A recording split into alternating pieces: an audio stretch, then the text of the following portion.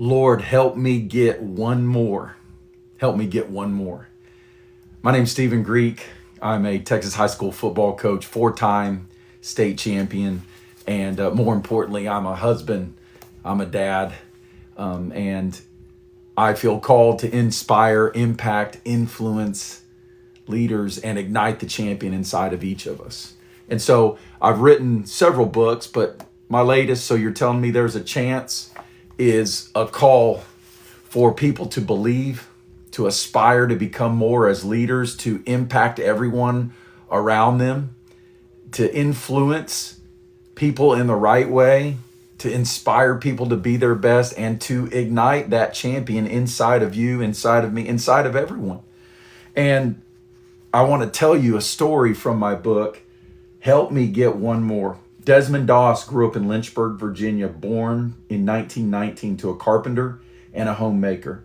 But his childhood was shadowed by an alcoholic father whose violent outbursts, once pulling a gun on his mother, left deep emotional scars. Joining the U.S. Army in 1942 as a conscientious objector, Doss refused to carry a weapon, drawing jeers of coward and physical threats from his own unit during training at Fort Jackson. His hurt could have turned to bitterness, but faith in his beliefs healed him. He vowed to save lives, not take them. This is from a chapter out of my book called Be a Healed Leader in a Broken World.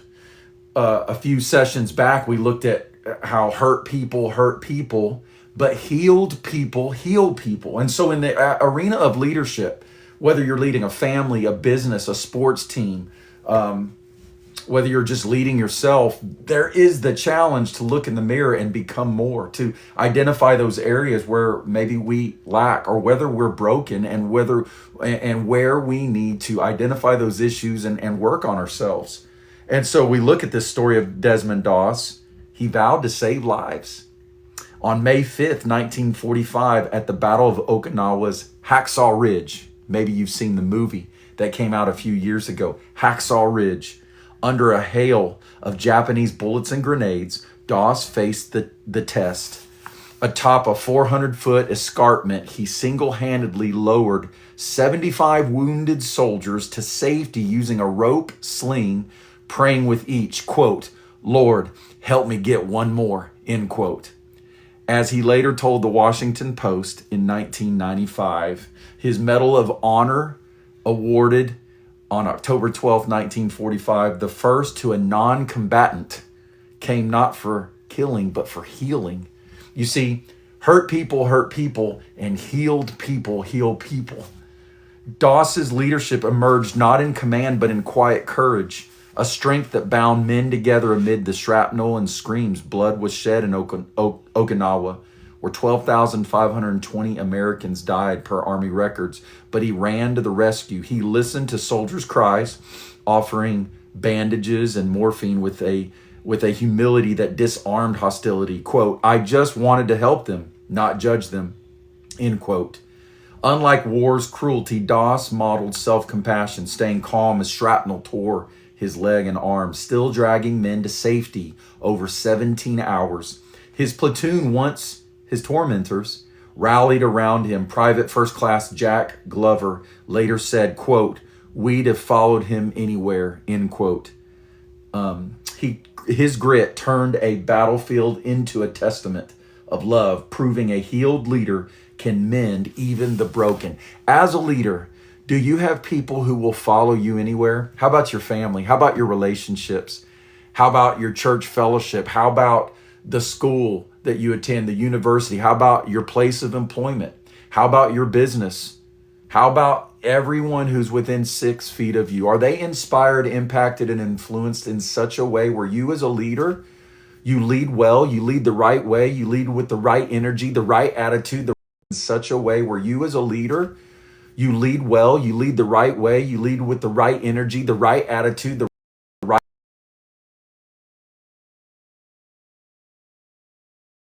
those people will follow you anywhere.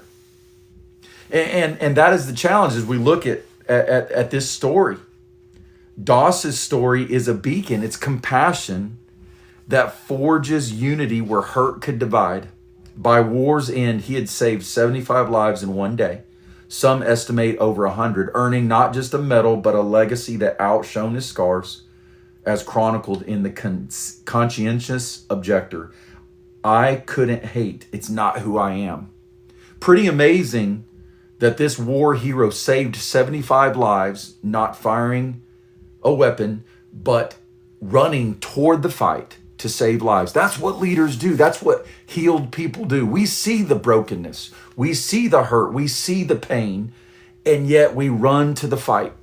There are people right next to you in your life, maybe in your family, maybe in the same home that you live in, people who are hurting, people who are scarred, people who maybe we're not talking about wartime, okay? And maybe we are.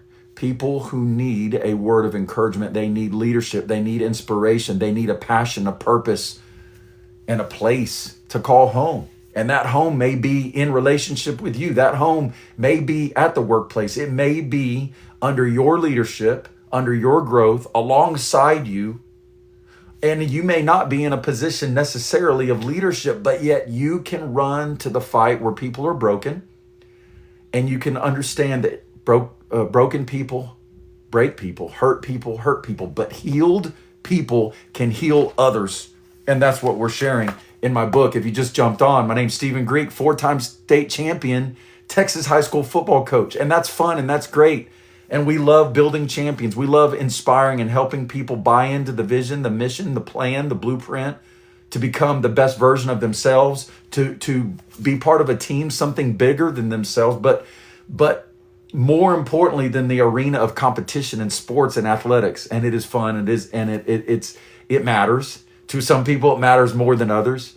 But I tell you what, the lessons that you learn, the stories, are what carry and develop people in the arena of leadership. And that's what we're talking about.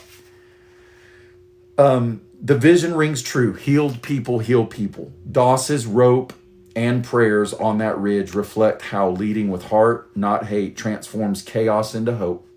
A united legacy glowing against war's darkness.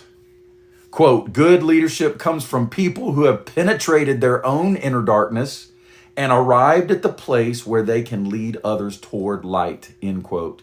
That's Parker J. Palmer. We got to confront as leaders. We don't have to. We can pretend that the darkness is all out there and it's everyone else's fault, and we don't ever take the time to do a self-audit. We don't do inventory on ourselves. It's everything's outside, right? It's everyone else that's got the issues and the problems and the darkness to confront. But what if we looked in the mirror, we looked inside our own heart, inside of the areas that maybe we struggle with, and maybe it's from our childhood, maybe it's from school, maybe it's from being mistreated or bullied in the past, and we just carried those scars into our lives a year later, a decade later, into our relationships, into our families, into the workplace. And if we don't course correct the brokenness inside of our own life, the pain, hurt people, we will repeat that cycle. And so the challenge is, how do we become like Desmond Doss from the movie Hacksaw Ridge? True story.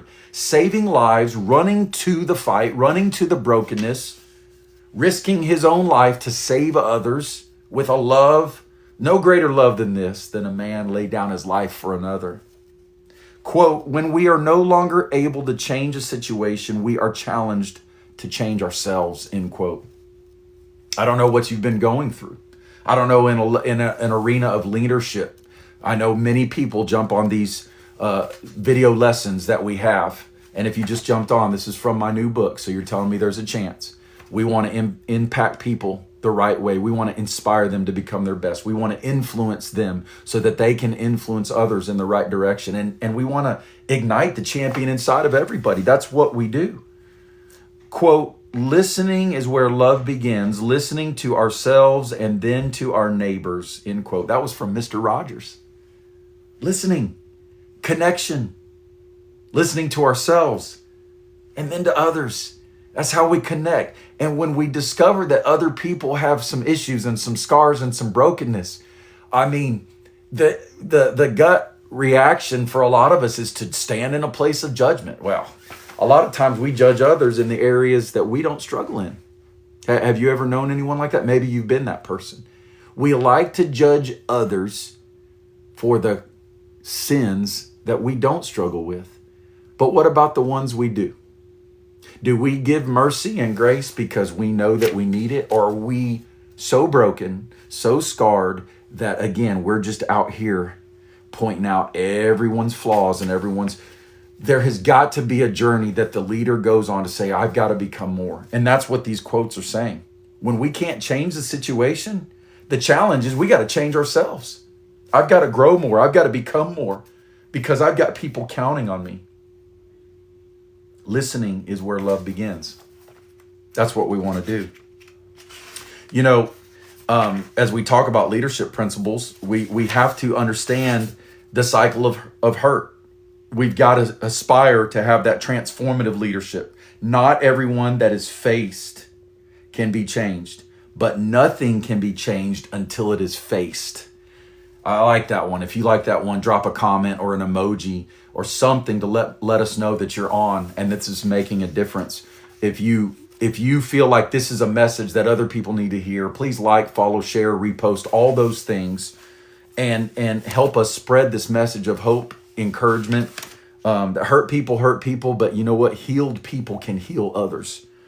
And that's what we want to do. The best way to change someone's behavior is to change how you respond to it with kindness, curiosity, and a willingness to see their side. Harriet Lerner. You know, my wife and I have 3 sons. Our older 2 sons just got engaged. And so we've been having a lot of discussions about marriage and what it means to be married and how to build a successful marriage and relationship and friendship that lasts a lifetime. And there's so many twists and turns and mountains and valleys and things that come across each of our pathways. But when you're talking about a meaningful relationship, it is good to be kind. Kindness is not weakness. Kindness is strength.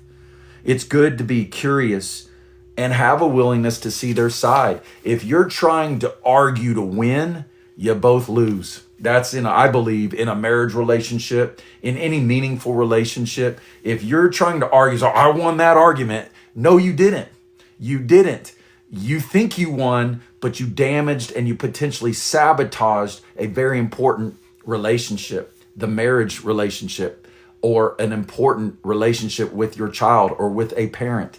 When are we going to lay down our arms and our weapons? When are we going to lay those things down and learn to listen and try to see things from their perspective? So many times we listen in order to counteract, in order to come back and tell you my side of the story. And again, whether we're talking about family, marriage, relationships, parenting, whether we're talking about business and making decisions and getting things done, like there have to be hard conversations. Not everything's always going to be touchy-feely, rainbows in the sky and everybody, feels good. And we understand that. The mature adult understands that. Sometimes we have to have some conversations that are a little bit uncomfortable or a lot uncomfortable. But how even how we do that matters. Broken people will try to break others. Have you ever known anyone like that? Let us know below. But healed people try to do it in such a way to build others up. Now, sometimes before you can build up, there has to be a level of confrontation and exposing. But what we're challenged to do as leaders is to first identify where we're at, potential brokenness and scars that we have. And then we have to understand that there is a role of healing in leadership. Quote, "You are your best thing. When you take care of yourself, you can take care of others without breaking," end quote. That's from Toni Morrison. Again, people walk into the workplace, walk into the boardroom, the business meeting, they get home from work, and because they are broken, their default position is, man, every conversation is a battle. Every confrontation is a war. Every inconvenience is them there fighting words, and it's like, at what point, is this how we're choosing to live? Is this the sick cycle carousel that we're going to just continuously be on, or is there a better way? That's the question. Broken people break people, hurt people hurt people, but healed people heal others. Healed leaders heal others. And that's what we want to share. That's the message of hope that we're delivering. Quote, connection is why we're here. It's what gives purpose and meaning to our lives. Leaders who cultivate it create spaces where people can thrive. That's from the leadership guru and expert, Brene Brown. That connection is why we're here. We gotta get out from behind the screens, and we gotta interact with people. And I know for a lot of us, maybe that's scary. Maybe that's uncomfortable. Maybe we put on the mask. Maybe we hide behind the keyboard and those sorts of things. And I get it. We live in a society now where that is becoming more and more normal. Okay. But I'm telling you, as a leader, we gotta love, care, serve, listen, and then call people up, not just out. So we got to understand how to build a culture of healing. The impact of positive leadership, according to Jane Goodall, quote, what you do makes a difference, and you have to decide what kind of difference you want to make, end quote. Did you know that you make a difference in people's lives? You may not feel like you're very important. You may not feel like you do. Now, again, if you're a CEO and you're a business leader, some of you have the perspective like, hey, I'm here to serve my team and help them use their gifts and talents to advance the mission of our business and our company. And you do a tremendous job of that because you're healthy, you're whole, you're healed. You're a healed individual. Not perfect. None of us are perfect. But you bring to the table that kind of energy. We say in athletics, if you're juiceless, you're useless. Well, there's gotta be, when you're in leader, if you like that, you can drop a comment below. I liked it. You can give a flex or a fire emoji or something. Let me know you're there. But if you're juiceless, you're useless. We don't want to be useless. We want to be useful. We want to bring the energy to the table that even if it's a one-on-one conversation, not everybody gets to hold the microphone. I've been a head football coach. I've been an assistant football coach.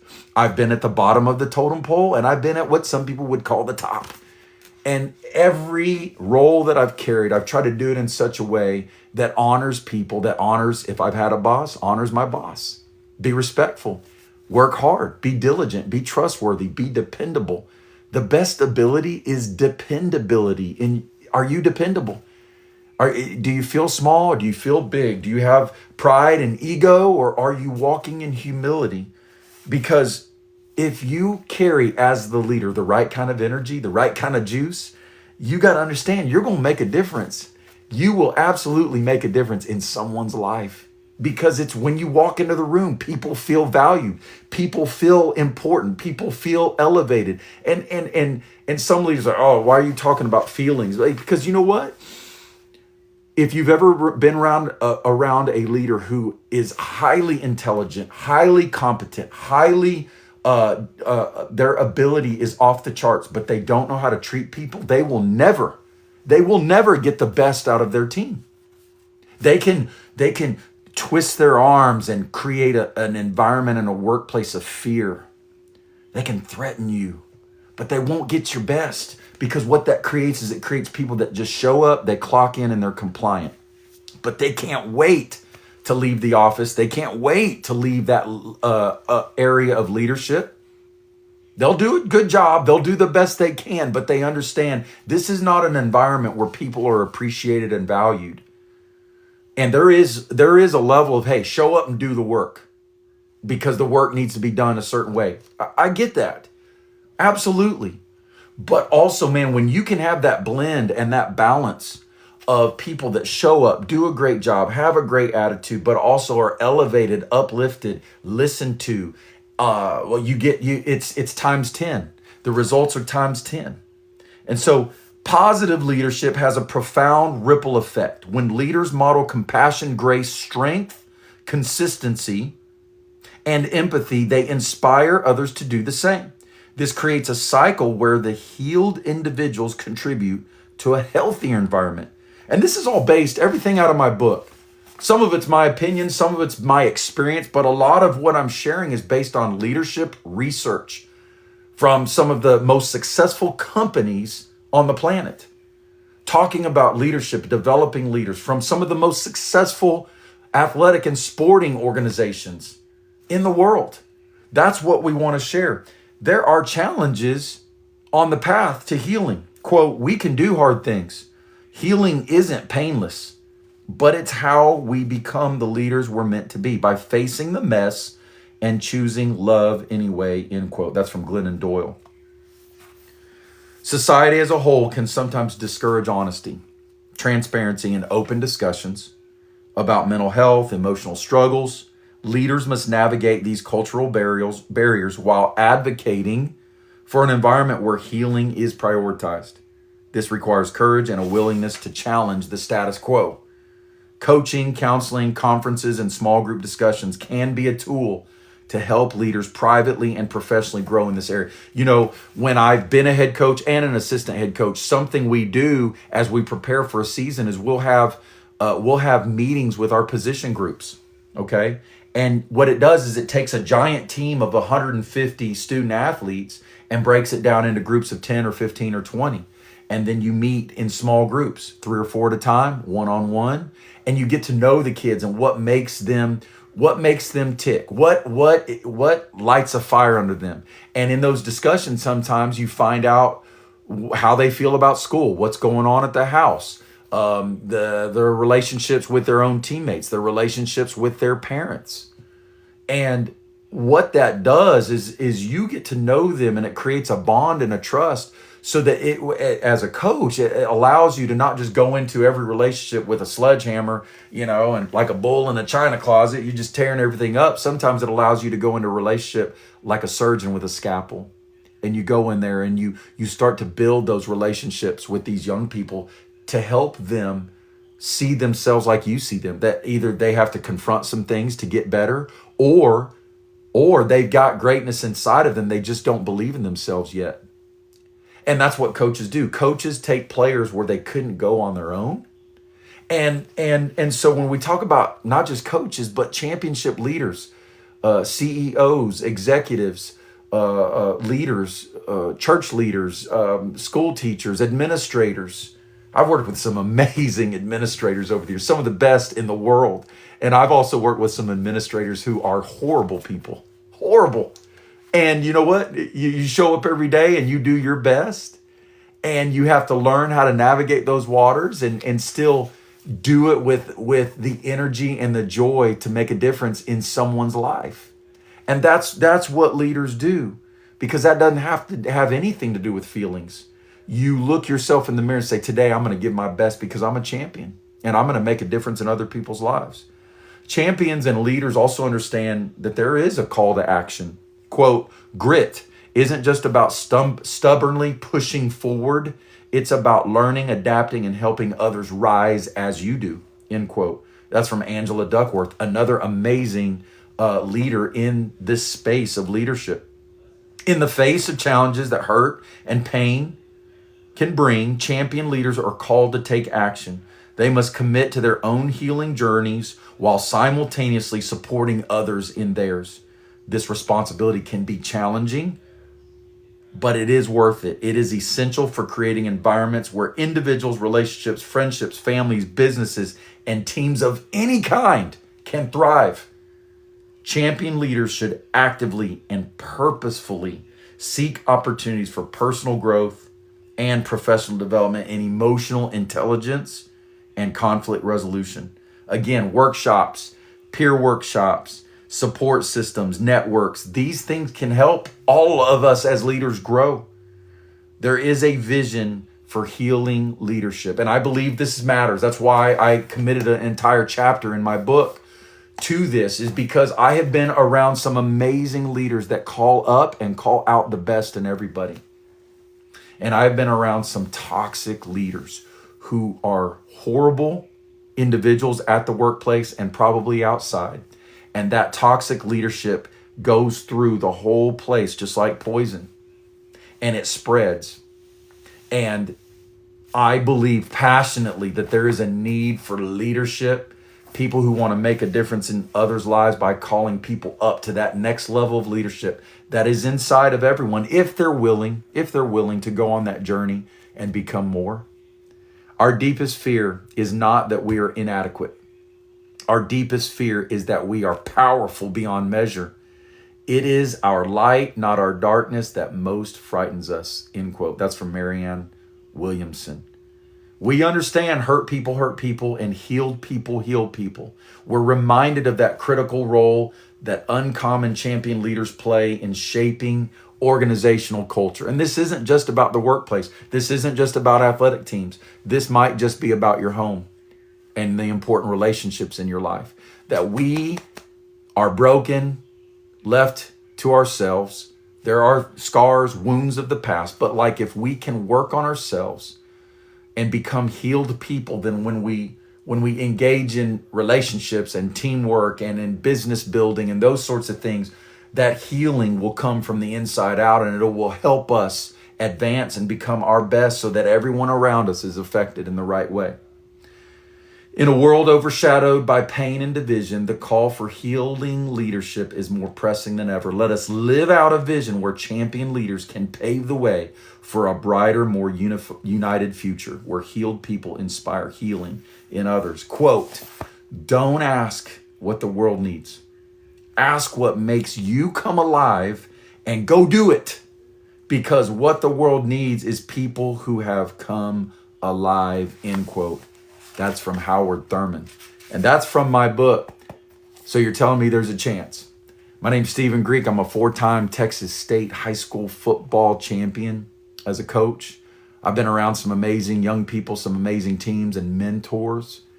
And we believe that we are here to impact others, to inspire people to be their best, to influence them to be the champion that they are called to be, and to ignite that champion inside of everybody. We're on all the socials. Check our website, all those things. Follow us, like, share, repost if you feel like this is making a difference in your life. It certainly could encourage someone along the way. And so tune in regularly. We can't wait to share more from my book. So you're telling me there's a chance. Believe, serve, care, love, give, take action, become the best version of yourself so that you can impact others along the way. Have a great day.